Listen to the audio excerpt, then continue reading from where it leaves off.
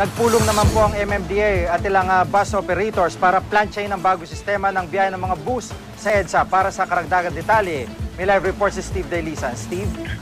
Jiggy, binuuna ng MMDA at bus operators yung technical working group para sa planong bus consortium sa EDSA.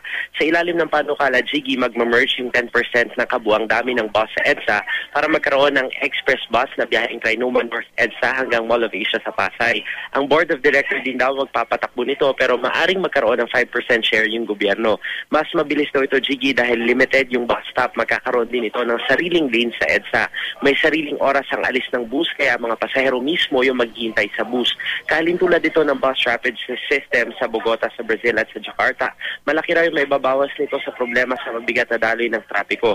Imumungkahi rin daw ng MMDA sa LTFRB na buksan na yung linya ng Commonwealth CP Garcia hanggang sa Taguig para hindi mabuhos sa EDSA yung mga papunta sa natulang lugar at maibsan din ang traffic. Wala naman tuto dito yung mga bus company pero dapat daw muna magsagawa ng trial period. Jiggy.